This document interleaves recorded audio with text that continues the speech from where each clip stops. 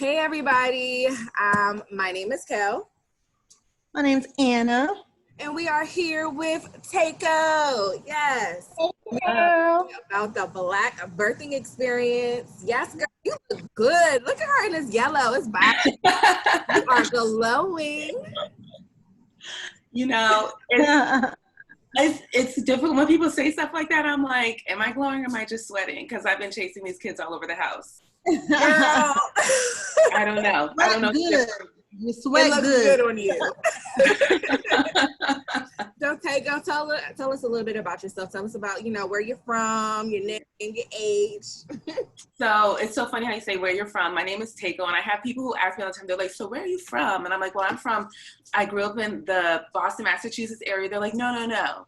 Where are you from? So to answer both questions, I grew up a little bit north of Boston, but my family's from Ghana. We are, as we would say, American bred, Ghana buttered. So that's us. Our family's from Ghana. My dad is a Krobo. My mom is an Ashanti, for those people who are familiar. So I'm very much, West African sensation. That's me. I am 33 years old, 33 and proud. This is my Jesus year. And it's funny that it's funny we talk about the birthing experience, because I very much almost didn't make it to my Jesus year. So that's why people ask me, I'm proud to say I'm 33.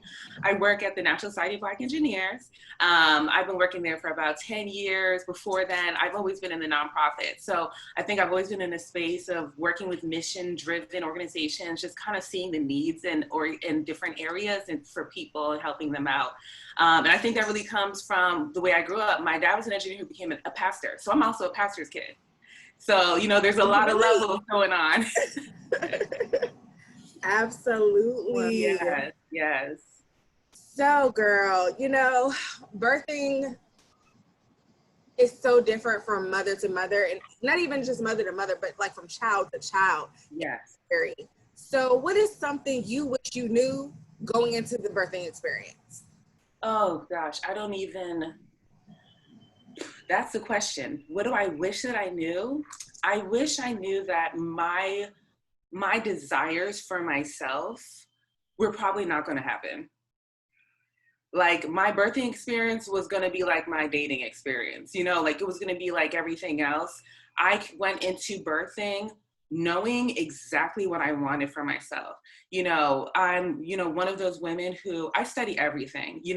Raquel, you're familiar with me. I cook because I want to know everything that goes in my body. I want to be in control of everything that goes in my body. So I knew that when I had a child, I wanted to have control of every single piece that would happen to me. And when I had my first child, all that went out the window, like completely out the window.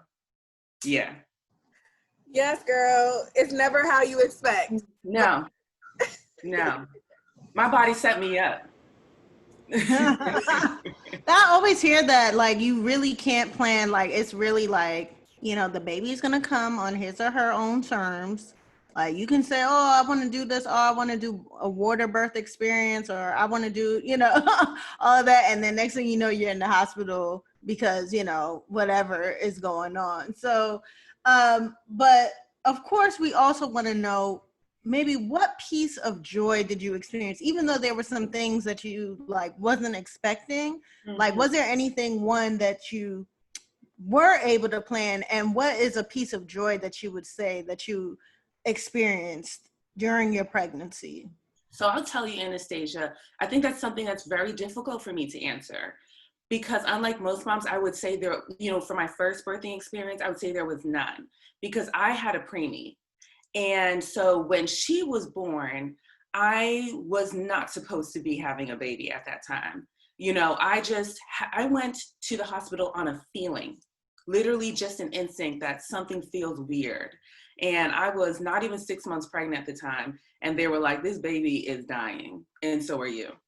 So all joy went out the window, because when I found out about her, it was my first pregnancy. I was so far along that I had no idea I was pregnant. So I found out close to 12 weeks, and I had her, I found out at 3 months, and I had her at 6 months. So I had, in my mind, known I was pregnant for 3 months, and then I had a baby.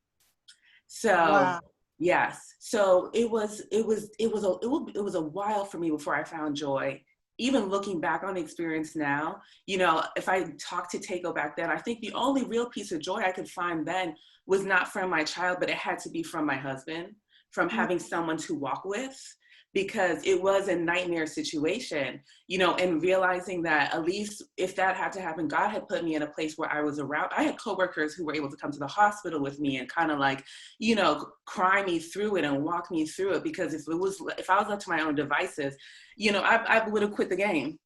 I would have been done. Wow. Yeah. I mean, that's real. That's a real story to tell. And that is, you know, having a partner to walk you through that.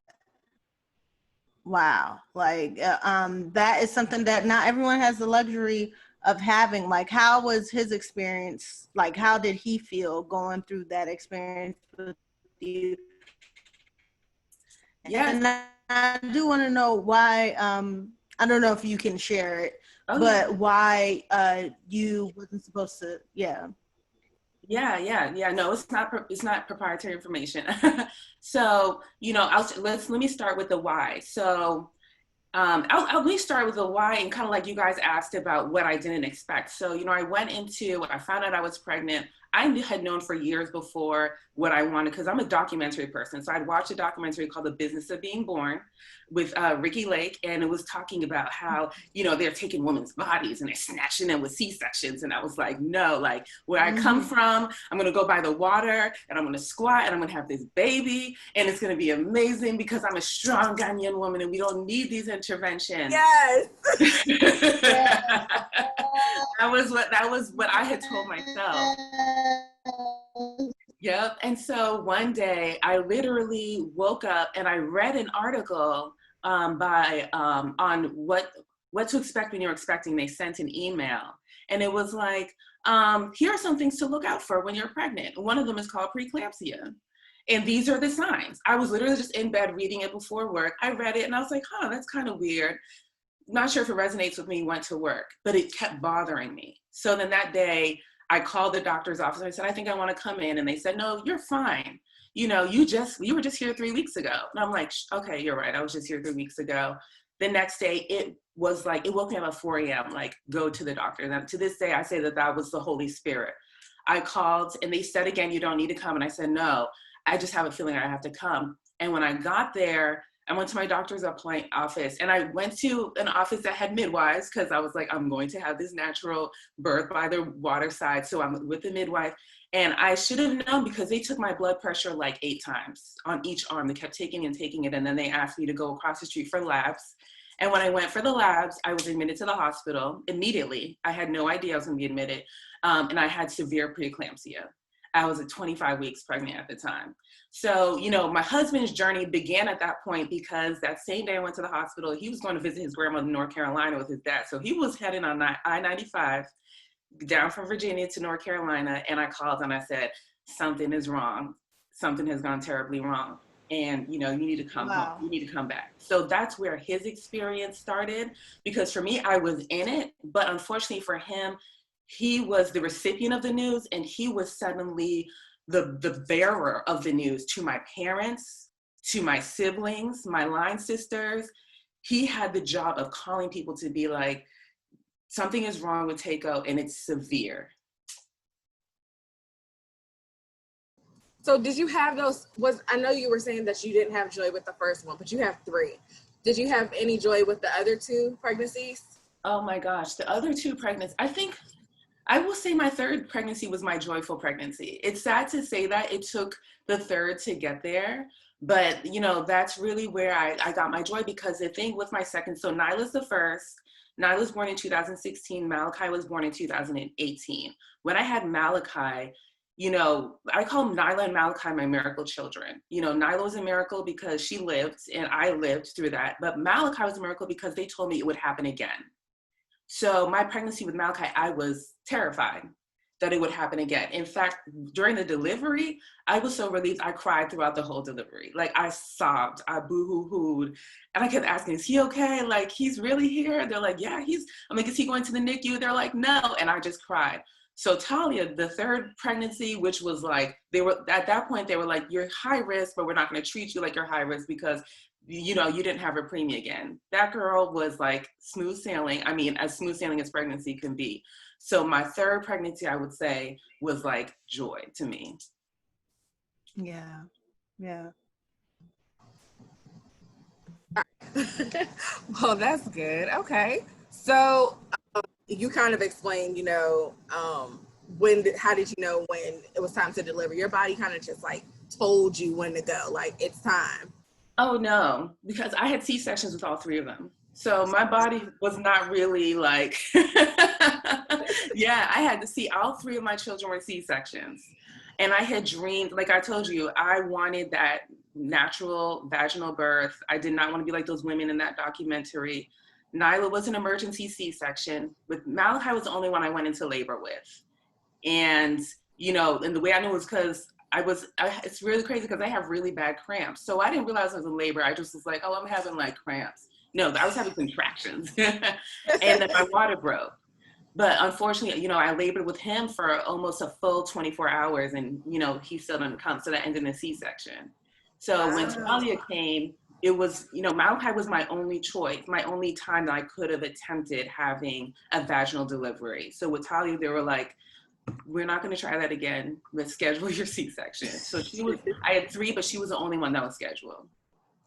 And I think that's part of the reason why she was my joy, because it was like, hey guys, I'm having a baby tomorrow. I packed my bag and thank you for the cupcakes. I'll, you know.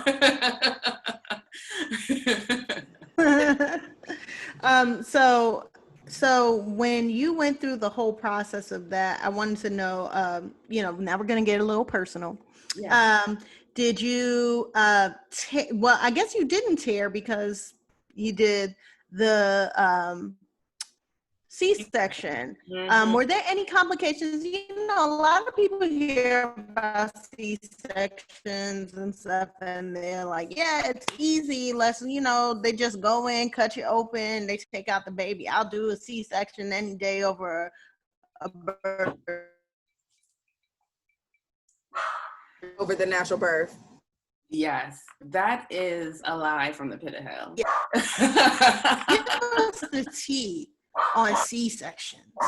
Yes. The C-section thing, it is, I mean, to me, my biggest regret was not being able to have the vaginal delivery. I mean, the C-section is, and I knew I didn't want C-sections because my mom had 3 C-sections. So she encountered, which was so strange to her, you know, especially because, you know, Ghanaians are very spiritual and superstitious at the same time. Sometimes we can't tell the difference between the spiritual and the superstitious. So, so for her to have 2 girls and a boy and have 3 C-sections, and me to have 2 girls and a boy and have 3 C-sections, she's like, what is this? What's happening here? I'm like, you know. Love when you pull out the accent. I love it. Yeah, you know, so the C-section is not easy. And I knew from what my mom told me, I did not want a C-section. And so, you know, my recovery, you know, when you have a C-section, you're having major abdominal surgery. And so I didn't realize how, Brandon was the one who told me how major it was. And Anastasia, you asked about Brandon's experience. When we were delivering Nyla, you know, when you have a C-section, they put up this cloth, like you're laying there, they put a cloth in front of you so that, and your partner sits next to you so they can't see it. And you're awake during it because, you know, they couldn't put me out all the way because of the way Nyla was. She wasn't well. And if they gave me full anesthesia, it would make her sleepy and the delivery would be really risky with the C-section. They put the cloth there. You're not supposed to see it. Brandon is 6'3". So, you know, I don't think they accounted for that. So he went to adjust his seat and accidentally saw over the cloth. And he said he saw bowls of organs just all over the place. And he sat down and he was like, that's so weird that they just have organs ready for her. He's like, maybe it's just in case she has an organ failure and they're going to switch him out or something. And as he's talking to me, suddenly he realizes, he's like, no, those are Teiko's organs. Like, they taken out her organs. And I'm talking to her and her organs are out. That is a C-section, y'all. That's scary. That is like he was literally like, so what if the lights go out? Like, we just got her stuff out here. Yeah, that's why I say the C-section. The people who think a C-section is easy, it is major. So your organs are out, and then after the baby, they take them all out. take the baby out, and then put them back in. And you're just like hoping they all kind of shift to where they need to go, and they sew them back up. And, it's 6 months before you can do a sit-up. You are not. Yep, that's crazy. I've heard that, the C-section, like, recovery time is much more, strenuous, delivery. But I didn't really realize that they were actually moving your organs to take this baby out. Like, I don't know why I didn't process it that way. Yes, they're taking everything. I have a new respect. They're like, okay, liver, kidney, spleen, like they're taking anything that's in the way of the baby because they have to cut it out. And, the baby is behind all that. All your uterus is behind all of that. So they have to remove it. So your initial healing time is 6 weeks, for your original scars. That's when they say that you're healed, but you're not really healed. You're not back to yourself. So I have my line sister. She was my best friend before we even crossed. She has 3 kids as well, had all of hers vaginally. And our kids are all the same age. So there were times we were pregnant together. And she would be back up on her feet a week, 2 weeks later. And I'm like, 2 months down the line.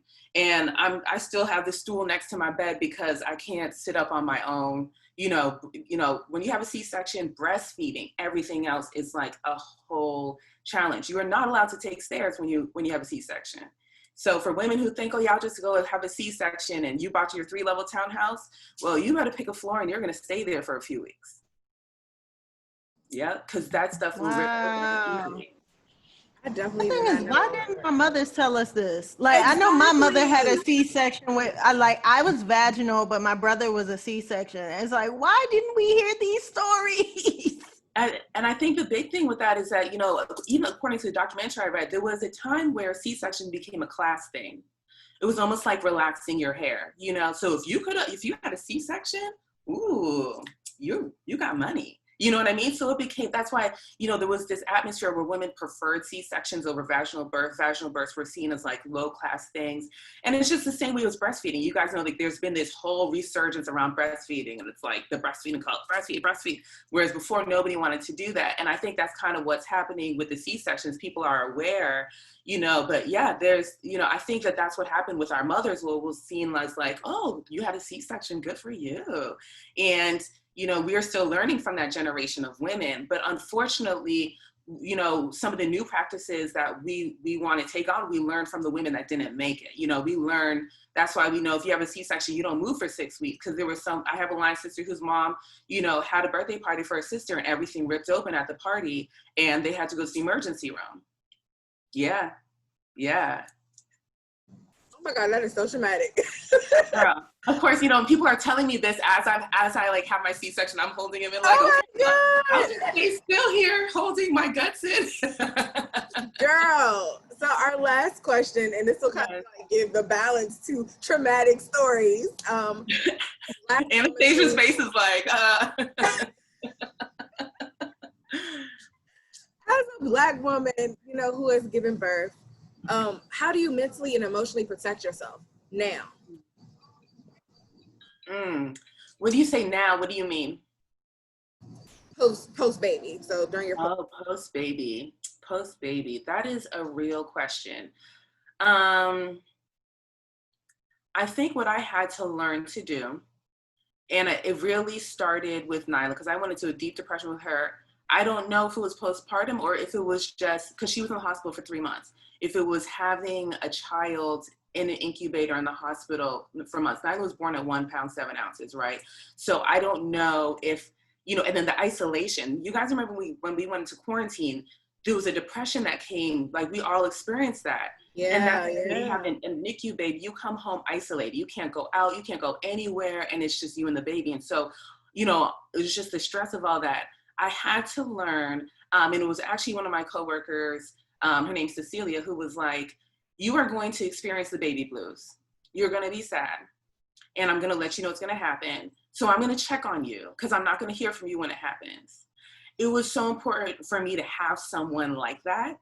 And I had to learn, once she taught me that, I had to apply that to the rest of my kids. Like, let people know, like, hey, y'all, if y'all don't hear from me, it's not because I'm fine. It's because I'm not fine. So that was my way of protecting myself, because, you know, there are a lot of us that when we're hurting, we kind of like pull back and go into our corners. So being able to say, I'm at a place now, you know, I'm not doing well, I'm not going to ask you, but I told you the warning signs. So I did have a lot of people who were just like, I haven't heard from you, what's going on, what's going on? And then I would call like, I'm not doing well. But that was my way. Right, and that was how I mentally protected myself. I don't know if I did that, if I didn't do that, how I would have, you know, made it through. Shout out to Cece. She is a real one. She has been on our show before. Yes. We absolutely love her. She Yes. is the best.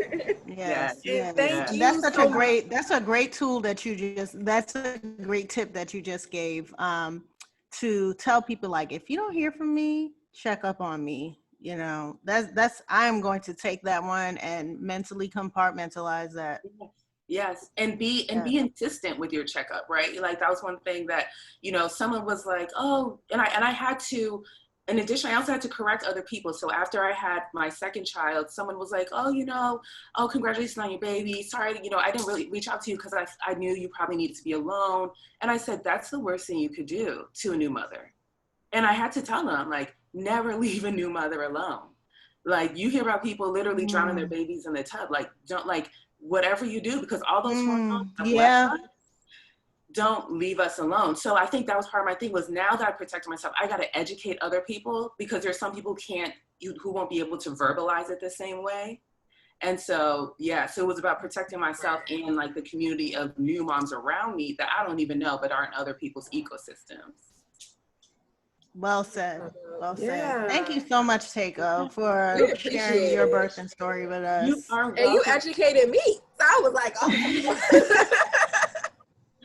I mean, I don't think there's, and I think like you guys said, you know, our mothers come from the generation where you don't talk about certain things, you know, you don't talk about your flow, you don't talk about your periods, you know, what happens in your, it was a lack of communication. And I think that that's why, you know, there's a huge move of Black women and women of color who are sharing with each other their stories. So that way, like, it's just kind of like, you don't tell anybody your salary, you know, but now we're like, oh, what you making? Let me text you. So when you go to your interview, you know, I think our generation is a whole different generation that understands the power of information in a different way.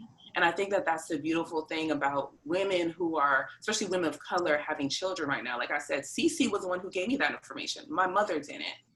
You know, there are, and I think maybe sometimes they didn't recognize what they were going through at the time, because women's health was not a big thing. Their doctors were not telling them the things that we're learning now. So I think it's just the power of talking to each other, you know, and not having to worry, and just having good people around you. I think that's really what it comes down to with the birthing experience. Thank you for sitting around with us and having this art of conversation, because that is something that we are really passionate about, is having these conversations to educate people and educate and uplift our community. And we do that by sharing our experiences and our stories. So we are blessed and thankful that you are actually coming on our podcast to share your story with the world. Absolutely. Thank you, ladies. Thank you.